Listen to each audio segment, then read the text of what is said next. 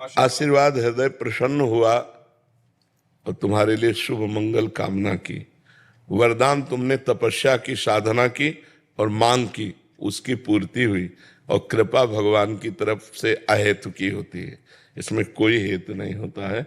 और कृपा का भीषण भी रूप हो सकता है, हाथ पैर भी टूट सकते हैं, आग में भी जलाए जा सकते हो। कृपा का यह भी स्वरूप हो सकता है। कृपा का भीषण और मृद दोनों स्वरूप हो सकता है।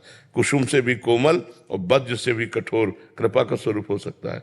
लेकिन आशीर्वाद मंगल, वरदान अपनी साधना का फल और कृपा अहेतु की। और जी प्रतिकूलता कृपा कैसे हो सकती? प्रतिकूलता इसलिए कृपा होती है क्योंकि अनुकूलता में बंधता है जीव और प्रतिकूलता में मुक्त होता है। प्रतिकूलता में राग का नाश होता है। जब ऐसी परिस्थिति आ जाए कि आपके पास धन नहीं है और आपका शरीर भी अस्वस्थ है और आपसे कोई बात नहीं कर रहा, ये प्रतिकूलता ही तो है, तब किसकी याद आएगी? भगवान की। जब आपको बहुत प्यार करने वाले हैं, सब खान पान सामग्री है, तो किसकी याद आएगी? दोस्तों की, संसार की। भगवान की थोड़ी याद आएगी। प्रतिकूलता में भगवान की याद आती है और भगवान की याद आना मंगल है, क्योंकि भगवान मंगल भवन है। इसलिए कृपा, प्रतिकूलता वो कृपा है जो बड़े बड़े बंधनों को एक क्षण में काट देती है और काट कर भगवान से जोड़ देती है, उसे प्रतिकूलता कहते हैं। तिरस्कार, अपमान, निंदा, निर्धनता, सब सुखों की हानि हो जाना, ये सब कृपा से होता है, क्योंकि इससे भगवान से चित्त जुड़ता है।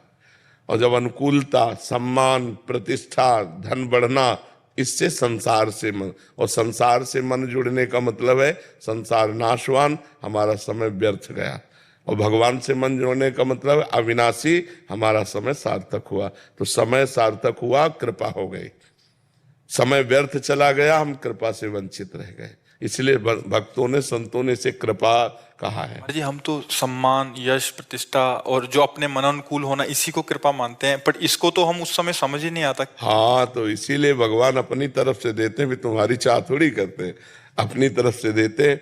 जब भगवान कृपा करते हैं तो उसके सारे बंधनों को काट देते हैं। जहां जहां उसका बंधन होता है वहीं वहीं वो कुल्हाड़ चला देते हैं।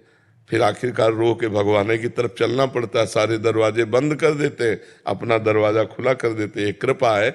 अगर वो कृपा ना करें तो हम इसी में फंसे रहें। लेकिन मरोगे तो तुम्हारे साथ क्या जाएगा? न सम्मान, न नाम, न बैंक बैलेंस, न घर, न मकान। तो धोखे में रहे कि नहीं रहे?